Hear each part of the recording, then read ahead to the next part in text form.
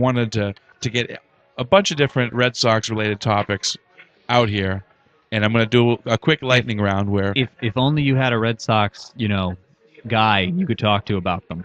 Somebody who knew about the Red Sox. If only right? you had a guy. Are you pretending you're that guy? I think I'm pretending I'm not that guy. I think we're all going to be that guy. Okay, I like that then. So I'm going to ask these. I'm going to ask these Red Sox questions, and we're all going to answer them. But you all have minimal time to answer them. Let's say 30 seconds. 30 seconds, okay? All right, clock in the head. All right. Should they have tried for Cliff Lee? Jon Couture, go. I think that they should not have. Too much, too long. Bill Abramson. Slowed me down. No, unfortunately, I hate to say this, but I agree with John. I don't think that Cliff Lee would be the answer here. The things that they're talking about having to give up, Too much for Cliff they'll Lee. go to a different place. Tim Weisberg, Cliff Lee. Cy Young winner, left-hander, should have gone for it. Okay. Moving on. Why? That's too quick. If Roy Halladay, who may or may not be a member of the Red Sox, Yankees, or the Cebu Lions by the time you hear this, should they have, or did they, or would they? Should they give up top prospects for Roy Halladay or not? Jon Couture, I'll give you some time. I don't think it makes them significantly better enough to outlay that kind of risk. And that's because you're insane. That is because I'm insane. I don't have a problem with them trading Clay Buchholz. I think that the question, both now and for the future for them, is they need a power bat, the kind of power bat that they're not producing in the system, the kind of power bat that is not close in their system. Yes, Roy Halladay makes them better. I think that this speaks to the fact that they want to trade Clay Buchholz before his value drops because they've not been sold on him and because they think that this is the time that they have to deal him, because if they wait, he loses value starting after July 31st. Bill Abramson, thoughts above whatever he just said? Well, what he just said, the thing that I like about the idea of getting a Roy Halladay, it gives you a year and a half, hopefully 2 postseasons where you get a chance to really have a shot at the World Series because you have a 1-2-3 pitching rotation. Buchholz, I agree. Buchholz can be dealt, and that won't hurt you. Even a Michael Bowden or Justin Masterson could be thrown into the package. Yep. I don't know if I want to throw Lars Anderson into the package because, as John mentioned, you need some offense. You need to find somebody who can hit the ball in the future, and a lot of the Red Sox batters are getting a little old. Tim Weisberg, wrap it up.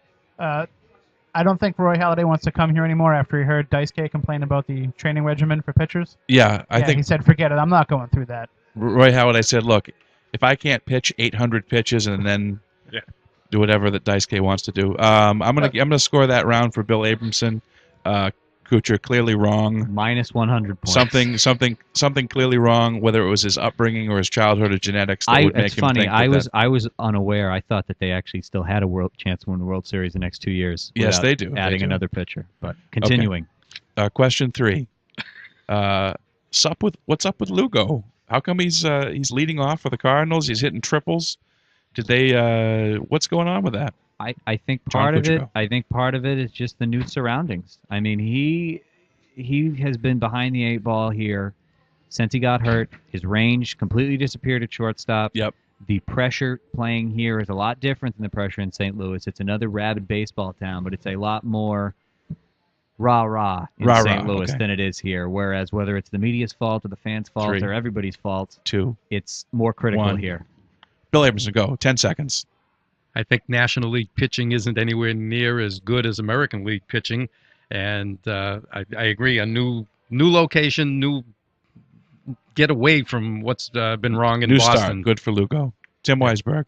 This will heretofore be known as the reverse Renteria, where you go from the Red Sox to the Cardinals, and you're not horrible. It works. Okay. Tim is good at this because Tim is like pithy line out. Yeah, Tim is good. All right, I want to say an Radio opinion. veteran. We're gonna have one-word answers to this. I'm gonna give an opinion. You say yes or no. Okay. Nick Green should never play for the Red Sox again in a starting basis. Jon Couture, go. Pass. Bill Abramson. I didn't realize that was part of the thing. No, That's way 9 more words. than 1 word. 9 words. No. Tim Weisberg. I have no problem with Nick Green. Again. All right, so we'll just pass that whole segment. I'll say he should play again. Okay. What's up with all the Red Sox acquiring a slew of incredibly dull, mediocre left-handed hitters? We got Chris Duncan, We got Kotze, who's now gone and replaced, Or but Brian Anderson. who's also dull.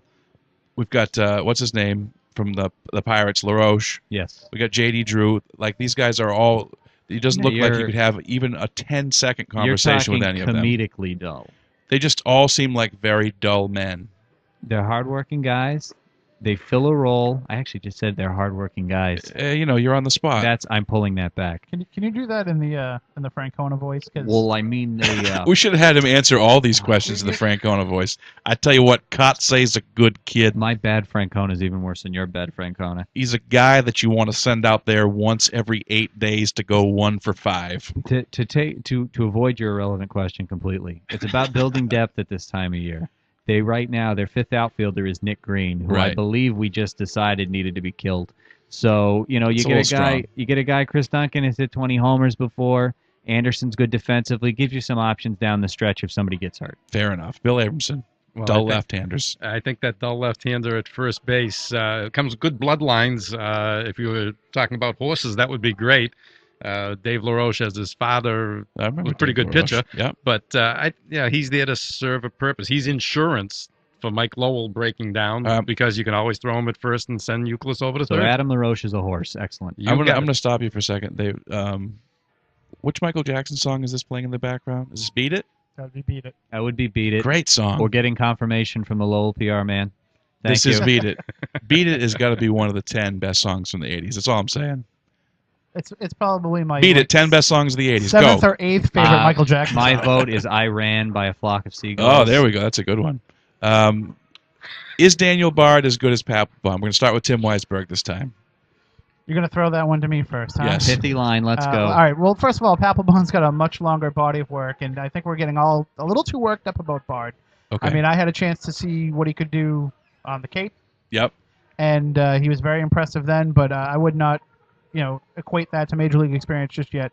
If he's going to take over for Papelbon, fine. When Papelbon goes, but if you want him to do it now, Too early. I'm not sold. Okay, Bill. I think that Bard is going to be your bargain basement Papelbon because next year you got to sign Beckett. You got a couple other. You got some contracts that you got to take care of, and I don't know if there's. I won't say there's enough money. There's always enough money in Boston, but whether there's enough intestinal fortitude to spend it all. So I think that Bard is going to be a cheaper Jonathan Papelbon when he goes somewhere else. So you say trade Papelbon now. Trade him for Halliday. What is it? Did I say, John? Did you hear that? That's Did I not say that? I think they should trade That's Papelbon not for the least. Holiday. That's Cooch, not you the can- least logical thing I've Cooch, ever give heard. your Cooch, answer go. before the Eddie Van Halen guitar solo starts. Bear in mind, we'll preface this by the fact that I'm in the Papelbon is definitely leaving when he hits free agency camp. Right. Bard has shown an ability to get guys out with two pitches. He's got the heater and he's got the breaking ball Yep. that, as he's been here, he's done more with. Certainly makes you feel good about their chances after Papelbon. Yeah, they do. I mean, I will admittedly say he's not pitched in a lot of save situations. He's in a lot of games where they're behind, and there is a different mindset to that. But the more experience he gets up here, he's got a couple of years to see if he can really work into this role. This is not something they have to rush into. Great. All right, we're going to yes, we're wrapping up Red Sox speed round. That's a great job.